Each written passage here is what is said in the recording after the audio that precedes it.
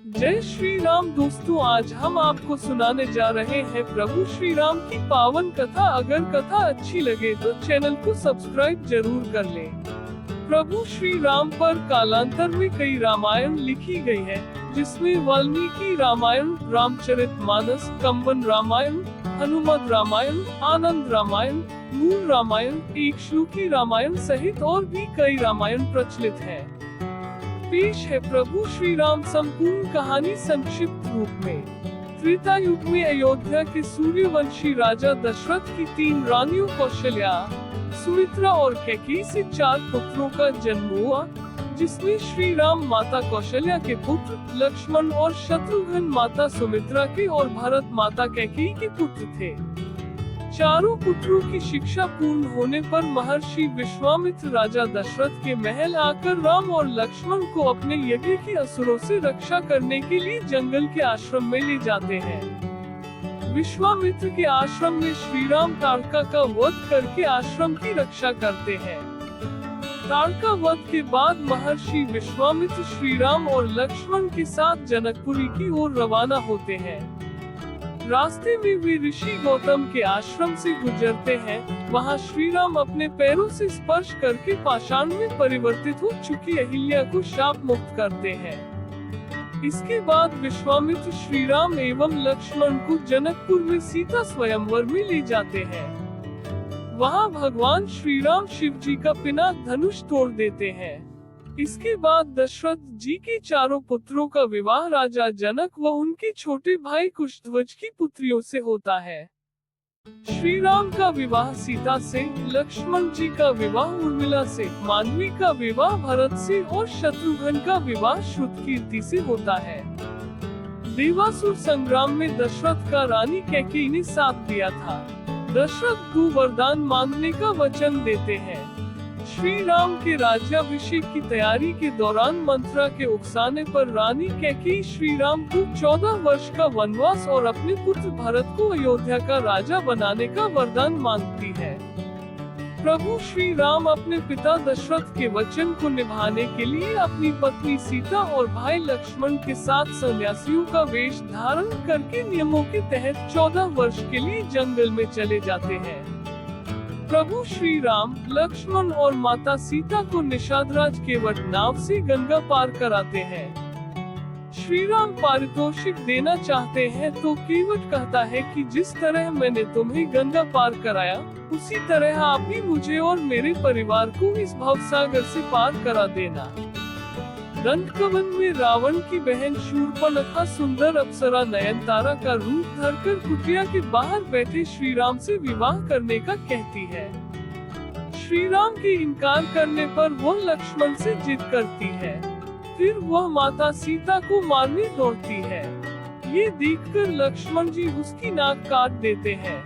अपनी कटी हुई नाक को लेकर शूर्पणखा अपने भाई और दंडक वन के असुर राजा खर और दूषण के पास पहुंचती है।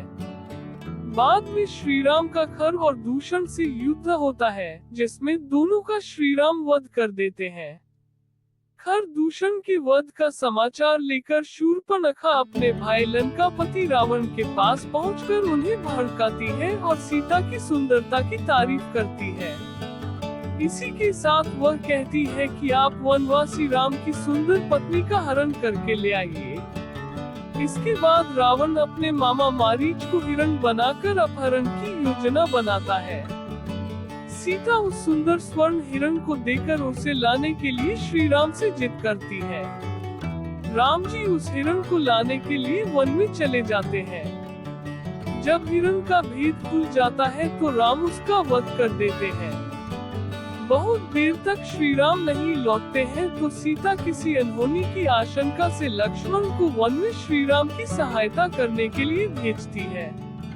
लक्ष्मण जी एक लक्ष्मण रेखा खींचकर वन में श्री राम को ढूंढने चले जाते हैं। लक्ष्मण जी के जाने के बाद रावण सन्यासी का वेश धारण करके सीता से भिक्षा मांगता है और कहता है कि इस रेखा के पार आकर ही भिक्षा दे, तभी ग्रहण करूंगा। माता सीता ये गलती कर देती है और तब रावण अपने असली रूप में आकर अपहरण करके सीता को विमान में बैठाकर ले जाता है। रावण जब विमान से माता सीता का अपहरण करके ले जा रहा होता है तब रास्ते में गिद्धराज जटायु उसे रोकने का प्रयास करते हैं और इसी प्रयास में रावण जटायु का वध कर देता है। जटायु का अंतिम संस्कार करने के बाद श्री राम और लक्ष्मण सीता की खोज में निकल पड़ते हैं। खोजते हुए वे शबरी के आश्रम पहुंच जाते हैं। इसके बाद उनका हनुमान जी और सुग्रीव जी से मिलन होता है। सुग्रीव अपनी व्यथा श्री राम को सुनाता है।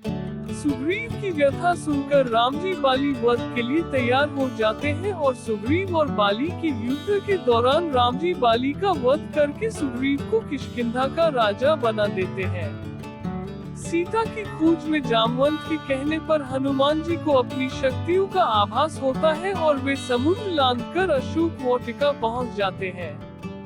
वहां उनकी विभीषण से भेंट होती है।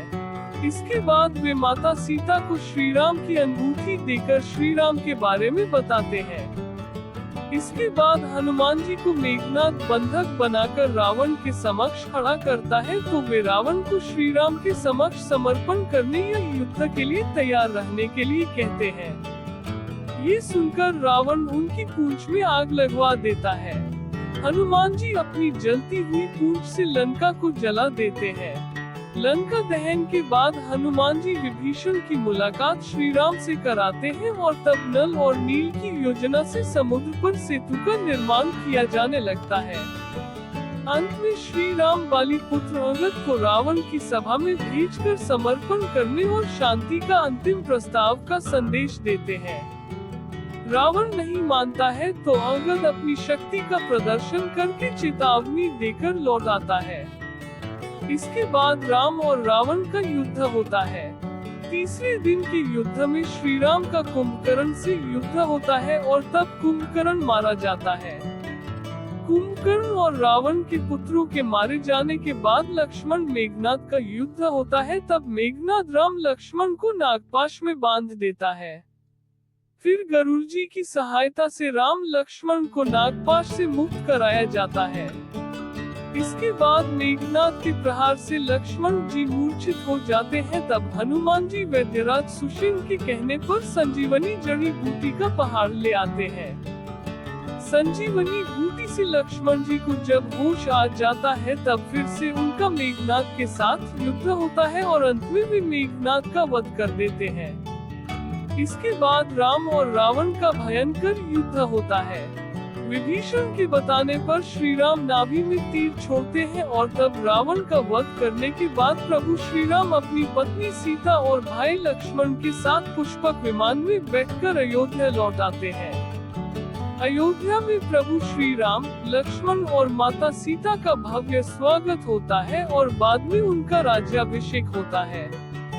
राज्याभिषेक में हनुमान जी, सुग्रीव, जामवंत, अंगद सहित वानर सेना के कई लोग शामिल होते हैं। ऐसे ही मनमोहक कहानी सुनने के लिए हमारे चैनल को सब्सक्राइब करें। हम आपके लिए ऐसे ही कहानी लाते रहेंगे।